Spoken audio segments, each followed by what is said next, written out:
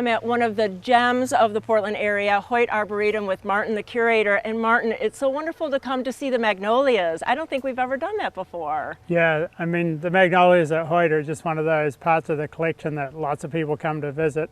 And I think we pretty much nailed the best day today, but there'll be lots more to see.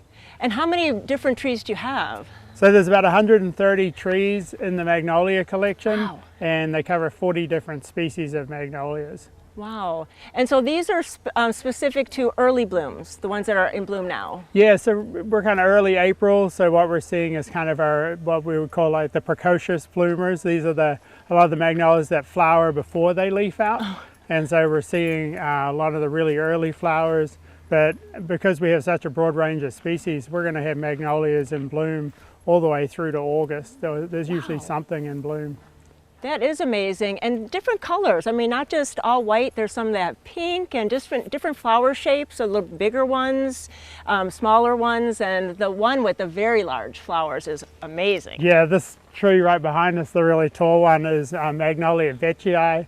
It's a really old cultivar. It's a hybrid between Magnolia campbelli and Magnolia denudata, and it was actually bred by Veitch's nursery, which is kind of the royal nursery in England.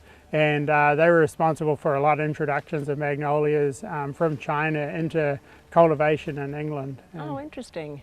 And then what's the next section of the next species of magnolias that bloom? So we kind of move into some of the sort of more evergreen magnolias. So there's a big section of the magnolias that used to be called Magnolias, but they're all kind of lumped in with magnolias now. And they will start blooming. A lot of times the flowers maybe aren't as big and spectacular, but sometimes different colors, and they last a little bit longer. And then later in the year we'll get into some of the American species of magnolias, like this leaf is from Magnolia macrophyllum, which is a big leaf magnolia, and it blooms kind of in about sort of early to midsummer for us, and it actually has a flower that's about over 12, maybe up to 18 inches broad. Wow. It's a massive flower to go with these really big leaves. Wow, and that's just a tease to come back to see that. But we're going to go to a specific magnolia to see, and it's just down this path, so let's go walk over. Yeah, let's go check it out. Martin, it's been really fun to walk among them all, but this one is spectacular. Yeah, this is one that, because we just kind of got the timing right to be out here, this is Magnolia sargentiana var robusta, and this species, it doesn't flower for a particularly long time. If we get a year where the weather is a little bit too cold, sometimes the buds will freeze, and so we don't get any flowers. So mild winters are really good, and this year it has a really amazing amount of flowers on it. The flowers are, as you can see, really big. I mean, they're sort of 8 to 10 inches, and have this little bit of a pink blush to them. And one of the things that I love about it is the petals are kind of relaxed and sort of fold back, which is a little bit different from some of the Solangiana types where the flower is much more upright, much more rigid.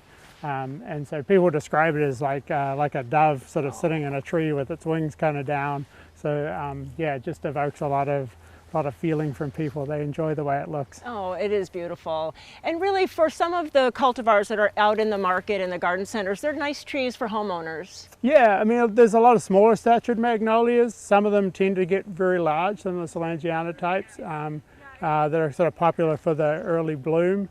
But yeah, if you look around, you'll find there's some really nice evergreen. Locally, Magnolia mortier is really widely used even as a street tree. It's pretty good. Magnolia galaxy is another great street tree type we see used all around Portland, and they're actually in bloom around Portland streets right now. They really brighten things up. It is. Yeah, I mean, magnolias are pretty versatile. The one thing that we really want to be cautious about them is they don't really like to dry out very much, and they like a lot of mulch over the root system. So, and then I would say the other thing is post-bloom pruning. So don't put off your pruning till the fall. We want to prune them right after they flower so that they have time to set new buds for next year. Really, that's all great tips about them. And magnolias are so beautiful for your garden, but come on out to Hoyt and really see this collection this spring. And you have time to do it. It's not going to be just right now this minute, but you'll see that whole progression of magnolia blooms. If you have any other questions, please go to gardentime.tv and you can click over to the Hoyt Arboretum website too. Martin, thanks so much. Happy spring. Happy spring.